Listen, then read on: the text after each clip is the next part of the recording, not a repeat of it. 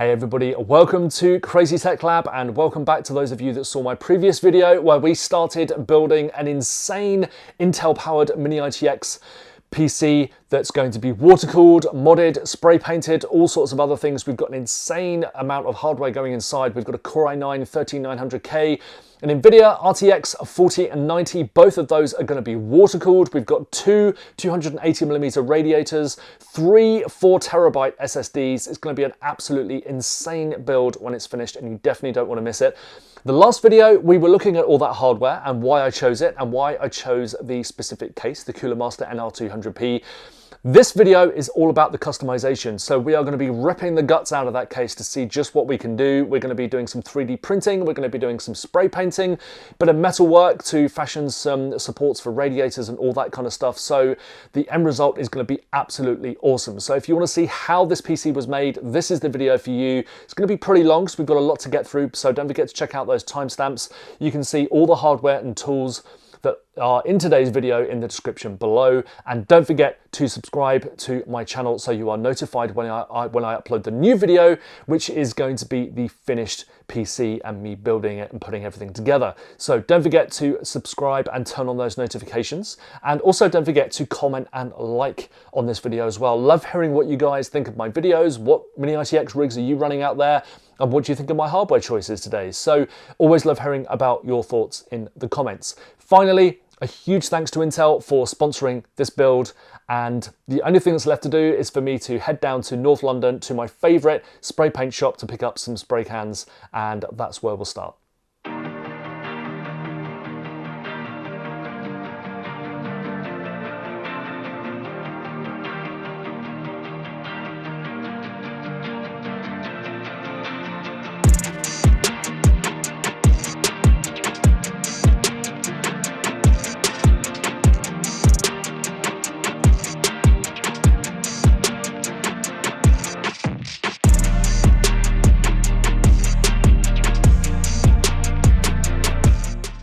Hey everybody, so we are at VIP Graffiti Paint in North London, and we are going to be selecting some paints for the build here today. It's one of my favourite shops because, as you can see, there's a whole load of paints to choose from. You can kind of come in, colour match all your colours, and we've got some awesome paints down here, as you can see, for the build, along with some primer and some new spray caps. So yeah, highly recommend it if you're in the London area to come and check out this shop. Just great for picking your own colours and seeing what great effects they do. And as you can see over here, they've got all the marble effects that you've seen me use recently on my previous builds and that kind of stuff. So there's a whole bunch of things to look at, and some pretty cool graffiti on the outside as well to check out. So this is me at VIP Graffiti Paint, and we're picking up our paints for the build. Okay, so we have the NR200P here, and what we need to do first is to get the radiators in and work out where everything else is going to go according to them, because basically the whole rearranging that I'm going to do on the interior is basically to fit around the radiators, because they're going to be taking up a lot of space. Now, the first thing we'll need to do is to remove the motherboard tray, which you can see down here. That's a single piece that goes all along down this side, and what we can do is just drill out the rivets, remove that, and then we've got the whole of the interior to play with, and we'll be moving that motherboard tray around, because what we don't want is the motherboard sitting right at the top of the case as it is here. We need to move it down a little bit. And then once we've removed that, we can start looking at mounting the radiators. Now what we need is to essentially, this is one of the radiators that we've got, the AlphaCool ST20 280mm, and if I can just about fit that in here, that is basically what needs to happen. So we need to remove the power cable down there. We're going to remount that later, somewhere different later on. But as you can see, we need to get some kind of bracket going across the top here so we can actually mount the radiator right in the roof. And one idea I did have is to use the stock radiator mount. So this is usually designed to go in the side of the case like that, to mount radiators on the side. But what we can actually do is just chop this thing up, and we've got some ready-made brackets here that are really thin. It's steel as well. I did think about 3D printing them, but I don't think there's going to be enough clearance for something that's strong enough to fit underneath the standard roof section. But steel is perfect because it's really strong, and we've already got the runners here for the radiators. So all I need to do basically is just cut a few of these out and then mount them to the side of the case.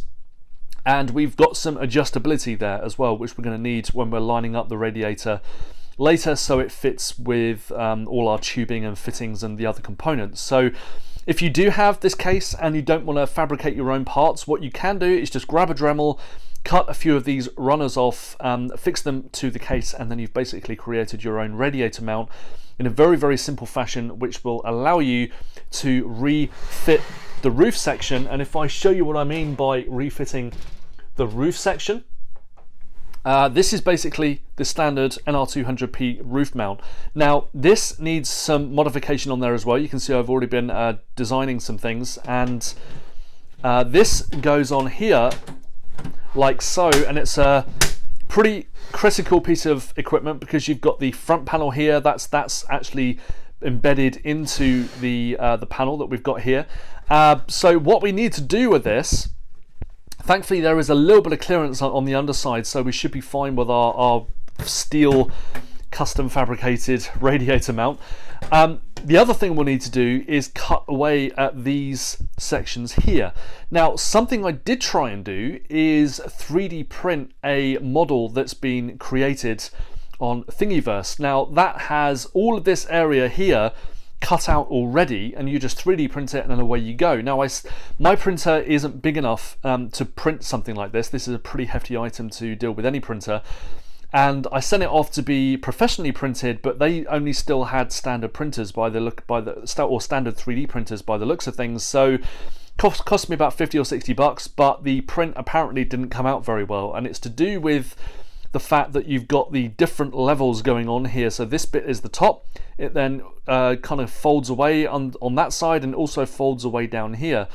And the supports just look dreadful. And when you pull the supports away, it kind of pulls the plastic away as well. So it's not a very 3D printing friendly object to print. Not saying that you won't be able to do it, but I don't really have time to fiddle around. And I thought maybe about doing it myself, because what I could do is just kind of cut it into quarters and then print each section on its own. But really, I don't have time. I don't really have time to do that in this case. I think the only way to do it would be the laser scintillating or something, the really top end 3D printing. That would probably make this no problems at all.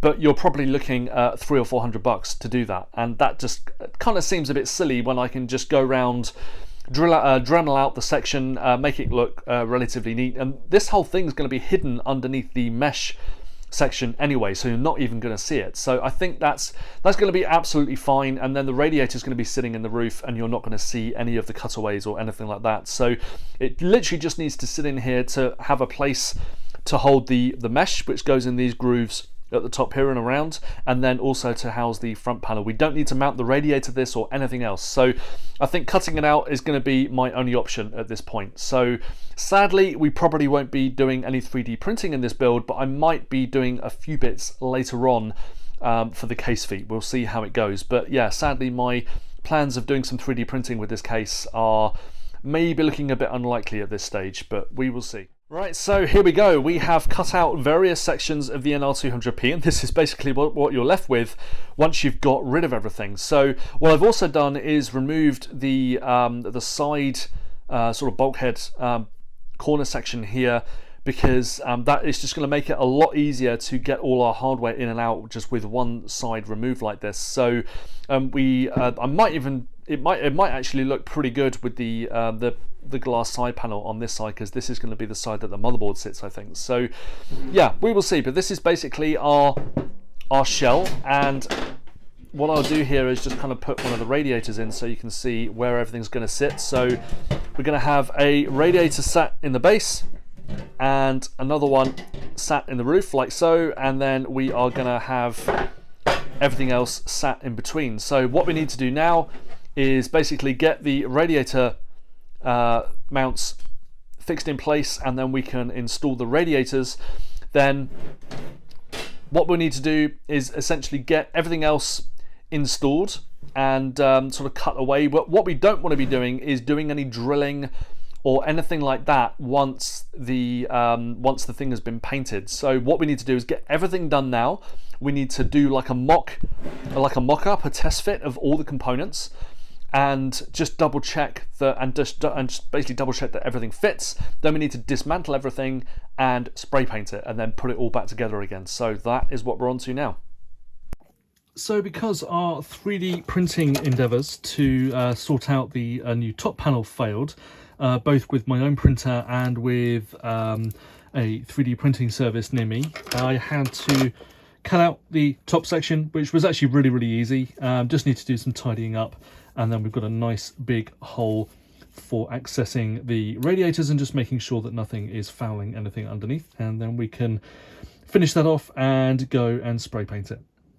Okay, so we have our new radiator supports cut out from the original side radiator mount on the NR200P, and these are going to basically sit in the corners like this, held in place with a bit of metal epoxy. All of this is going to be covered and they're going to be spray painted, so you probably might have noticed they're there later on. So the only issue I do have is whether or not the bottom panel will fit, because you've got this lip here which I think is kind of designed to add a bit of rigidity. It's also where it kind of slots into the case, so it provides a little bit of support when this thing is secured to the base, because you've only got two kind of ball joints there that kind of pop into recesses on the case itself. The rest of it is just held in by a screw and this kind of metal flange here. So we might need to just lock those off and hope for the best, really. So we're going to fit the radiator mounting points now and see what happens in a minute.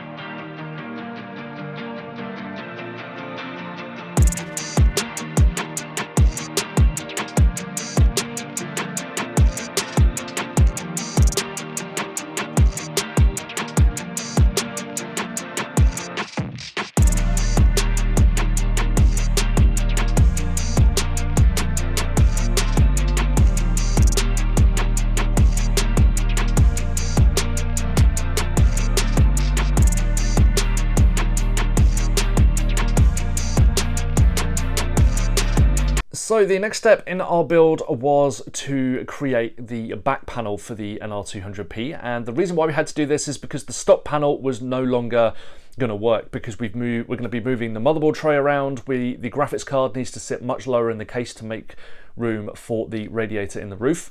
There is enough room, as we saw earlier. There's radiator in the roof and in the base as well. They got one in the base, but I've just removed the roof one for the time being. To do that, I've had to take this panel off another ATX case that I owned. You could potentially just cut out the stock NR200P graphics card mount and just kind of fix that onto the back panel, but this one had a few things going for it. It just had some kind of metal flanges down the bottom that hook over the back, and then you just press the panel into place like so, and it's secured by a screw, and I've got some metal weld around the panel here just for good measure. So we can see we've got our RTX 4090 water-cooled in there at the moment. I'll be going through the actual water cooling process of that a bit later in the video. And we now have the basis of our PC. Now, the interior is a bit of a minefield, really, because there's not a lot of space, but I don't want it to look too cramped, even though we've got two 280mm radiators in here. Power supply, 4 fans, a water-cooled graphics card, a water-cooled motherboard, and the distro plate that I really want to fit in somehow as well. Now, my original plan was to have the distro plate sat at the front of the case down there. I don't think that's going to work, because if I have it down there, it fits, and the power supply can fit in its usual space, which sits around there. But the problem is you then pretty much don't see the distro plate at all. So that's not really what I want. So I thought about maybe cutting out the front section here, but I don't think that's going to solve anything. So what I'm actually going to go for is having the distro plate in place of the power supply here, so it will sit next to the motherboard, and that actually works out really well, because the port down here lines up with the radiator in the bottom. The port here is basically at the other end of the distro plate, and that will line up with the radiator in the roof. And hopefully then we can get the coolant flowing around in a nice manner. You'll get a nice view of the coolant in this thing. And the power supply just about fits between the graphics card and the front plate here, as you can see. So graphics card's only held in loosely for the moment. I'll be creating a custom mount for that later on, but that I think is the way that we're going to go. So the only thing I need to do now is work out how I can route the cables from this port of this side of the power supply, because that's where they all are down there. So we need to align the power supply with the graphics card so we can actually see those ports and run our cables off from it. So one thing we don't need to worry about too much is where we position the power supply, whether it's quite far over this way or it's over that way, because the distro plate is really thin and it can kind of sit anywhere really. And I think I'll probably have the fan pointing that way. Even though there's going to be a glass panel on that side, we don't really need to have more than an inch or two's clearance between the power supply and the far side. So yeah, it's coming along. We're going to get on with some spray painting in a minute, but this is how the PC is looking so far.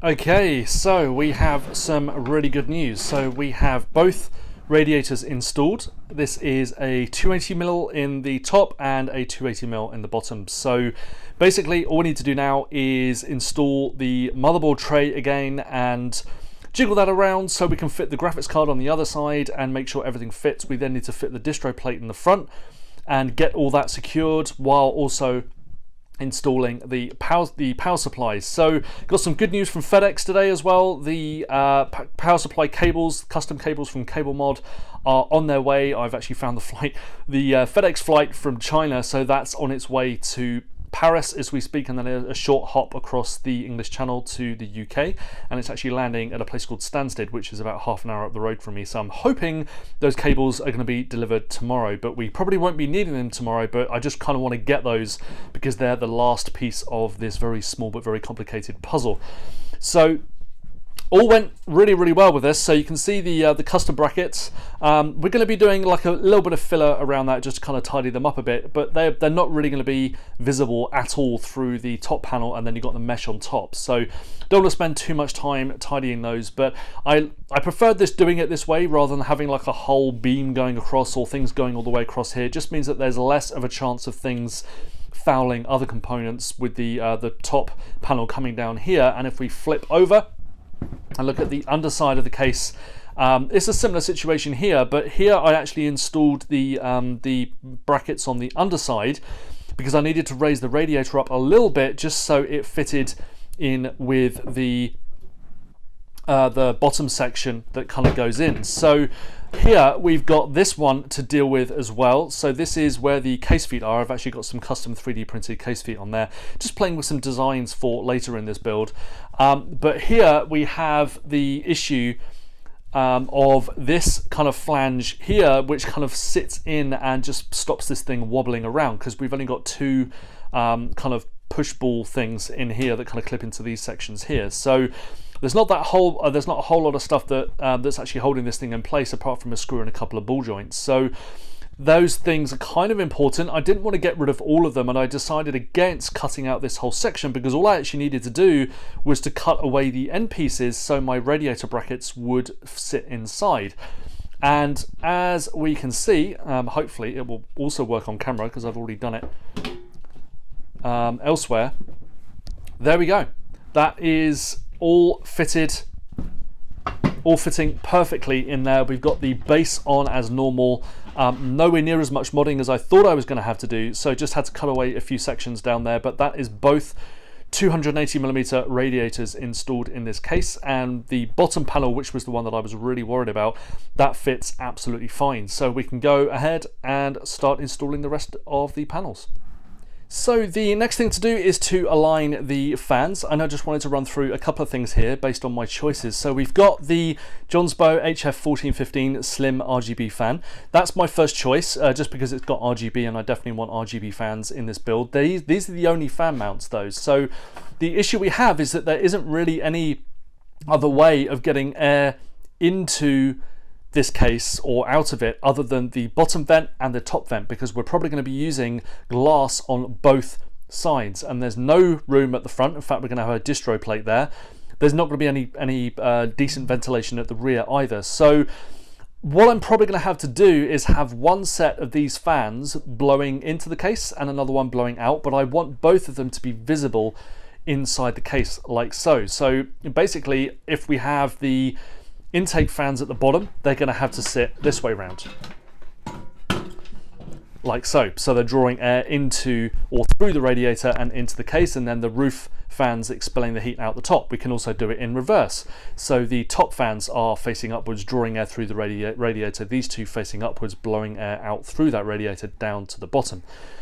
There is an alternative. If I have enough clearance in here for a full height row of fans, so basically ditch one row of the Johnsbows, the other option I have is to use some reversible fans such as Thermaltake Swafan 140 models, and that way I can reverse the fan blades but have the fan sitting up that way, so it looks like the fan is actually blowing down, but it's actually drawing air through the radiator. That's a possibility. We'll find out in a minute once I've got the motherboard tray installed and we find out how much clearance we've actually got to play with.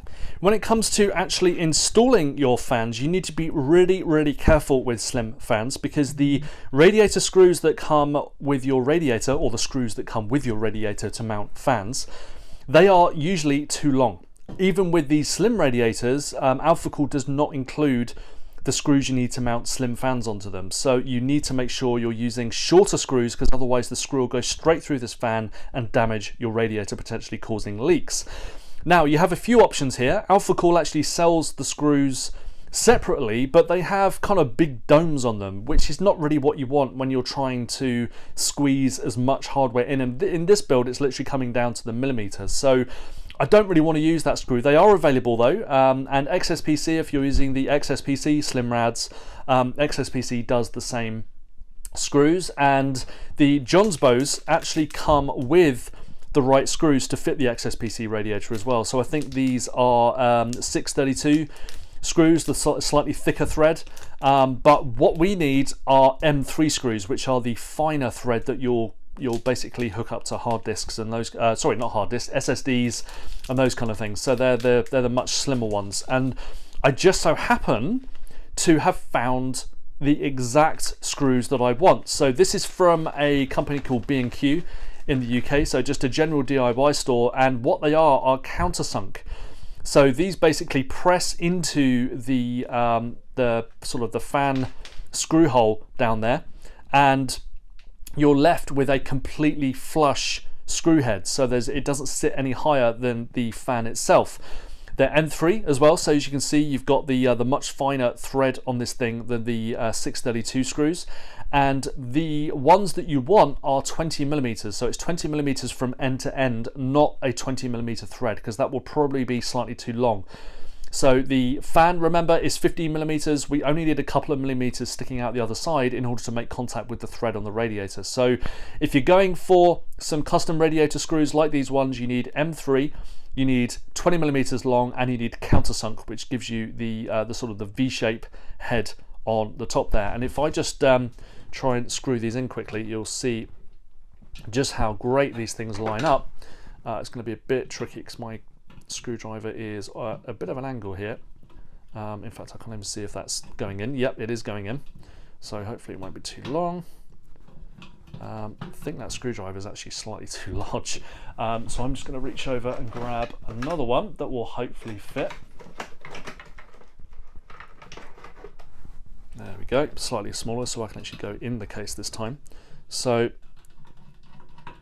that's it, literally just locks down a couple of millimeters into the thread, and as you can see, that thread is pretty much at the same level as the fan. It's sticking up by maybe like half a millimeter or something. So that's really cool. I love that. And the screws are pretty cheap as well. They're a couple of bucks for about 20 of them. So I'm probably going to get a couple more packs because I anticipate me using these Alphacool radiators a lot more times in future. And I just prefer the way that screw head sits in the fan. Okay, so things are changing every minute here with this build, and I've just offered up the motherboard tray, which you can see fits absolutely fine in there, and if we nudge it against the fans on the left, plenty of clearance there. But as you can see, we definitely have space for the slim Johnsbow fan. Now, one thing I want to try now is fitting this fan on top of the radiator, and as you can see, there is not enough space to fit a full height fan. Now I really want to use those Thermaltake Swafan swappable fans here because they're just going to make the build look a lot nicer. So what I'm going to do is basically just lop off that section of the motherboard tray because it serves no purpose at the moment whatsoever other than just adding bulk to it. If I remove that, I can fit full height fans on one side. So that is what I'm going to go for. So we're going to whip off the motherboard and we're going to chop up that panel and hopefully we can get things rolling.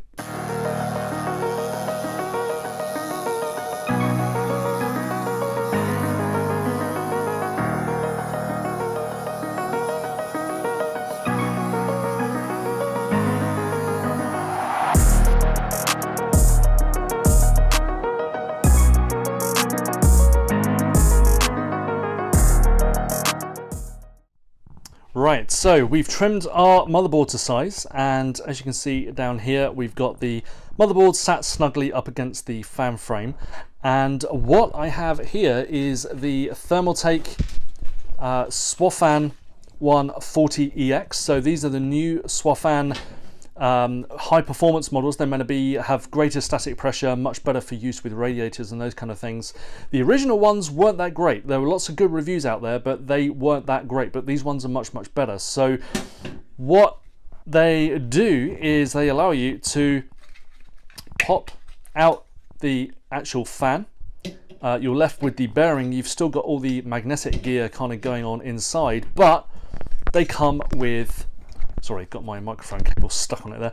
So they come with replacements. So as you can see, the fan blades are actually the other way around. So these ones will actually draw air in through the back of the fan, whereas the other one blows it through the normal way. And just what this means is you can have the fan facing up, but switch the airflow. So you can basically essentially reverse the airflow by switching out the fan section. So that, I think, is what we're going to do, because we now have enough room to house a full height fan here. So hopefully, as you can see, we actually have enough room to do that. So obviously another option I had is to go with a thicker radiator. I could have done that, but we've already got more than enough cooling to deal with our hardware here. So we've got two 280mm radiators, and we've got 4 fans, and 2 of them are going to be high performance 140mm full height fans as well now. So thanks to Johnsbow, but we're actually going to go with a slightly bigger fan courtesy of Thermaltake, and these are the Swafan 140 EX models with reversible airflow. And we're going to be taking a look at how these actually perform on the channel very, very soon. But I've already spun them up. They seem to dish out a decent amount of airflow for the noise, and they are going to be perfect for this build because we can have the fan pointing up, or all fans pointing kind of into the case, like so. But these ones are actually going to be drawing air in, and these ones are going to be pushing air out, so a nice balance of airflow. Now, I get asked a lot about how I actually go about spray painting and protecting my cases when I'm spray painting them, and this is one of the tools that I use. Now, with larger ATX cases, I tend to just either have them on an open space or just kind of have them suspended from somewhere. But something I do like to do is play with these things. Now, this is basically a grow house, a plastic greenhouse. They're pretty cheap. You can get them for maybe 30 or 40 bucks. And this one is, I'm guessing, probably about 160 centimeters tall. I'm a little bit higher than it. And basically what you can do is suspend your case panels in here. I'll probably use some fishing line. You can also just lay them on top of these panels, but you have to be careful with that, because wherever the case is touching the mesh here, like the chicken wire stuff, it won't get sprayed. So you might end up with lines going across your panels, which isn't ideal. So what I tend to do is just leave them up there once they're hardened, and or even just don't use that section at all. You might be able to lay your spray cans up there just for safekeeping, that kind of thing. What I usually do though is suspend the panels from these bars up here, and you've got a whole load of space to dangle things from. And just basically rotate them and spray as you go. Now, these things are pretty cheap, as I said, about 30 or 40 bucks, and this one is probably about 160, 170 centimeters tall, so I'm a little bit taller than it.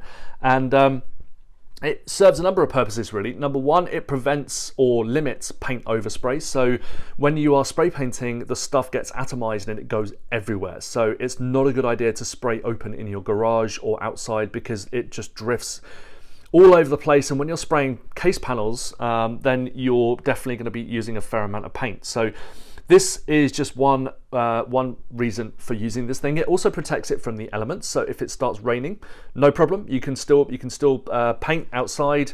You might get a bit wet, but your panels will be protected, and it also prevents insects getting at the paint as well, which is going to be an issue. If you're spraying outside or in warmer climates when there's lots of bugs around, you can just zip it up and it prevents the insects from getting to it. And this is basically the thing down here. So that's what we're looking at. So I can highly recommend getting one of these things if you are considering spray painting your case.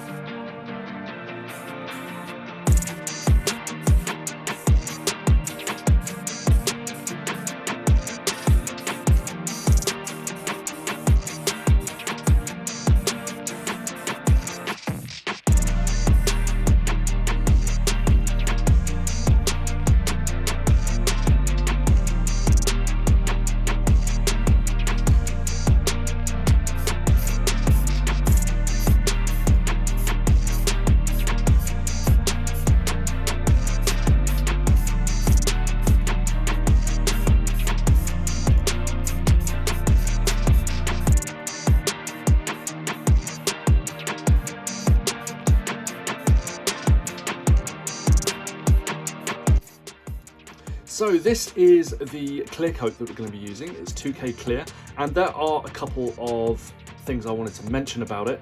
First and foremost, it provides a much harder finish than the standard clear coats or lacquers that you'll get in a spray can, and for me, I just don't find that they dry hard enough to warrant use with a PC case. If you pick your PC case up, even after a month of hardening, those clear coats can still be quite soft. So if you go and polish them quite vigorously, it can mess up the finish. If you pick up your PC case, you can actually leave fingerprints in the clear coat. So that's why I prefer 2K clear. It just dries a lot harder. It also has a better gloss, in my opinion. There are some downsides to it though. This is nasty stuff. You do not want to be breathing this stuff in. You need a full respirator to protect your nose and mouth. You need to cover as much skin as possible. Notice I'm definitely wearing my gloves for this one. And you need to protect your eyes as well. So make sure you get something that actually seals around your eyes, and then have a good shower and scrub everything else that might have been exposed down the cracks in clothing and all that kind of stuff afterwards. So definitely a much better product than normal clear coat, but with a few provisos. And the last issue that you'll have with it is that it doesn't last forever once you mix it, because the 2K but is basically, there's two parts to this. You crack open the seal in the bottom, and you get like a little ring thing in the cap that you can attach to this, and then just twist and then give it a good shake. But once it's mixed, it only lasts for 48 hours, so you cannot use this across multiple days. Or at least more than 2 days. So if you've got some components with your PC that you're going to work on, and you want to kind of spread your workload around a bit, you can't do that with this one. You can, over 2 days, you're fine. Any more than that, this thing will literally harden in the can and go off. So just be aware of that as well.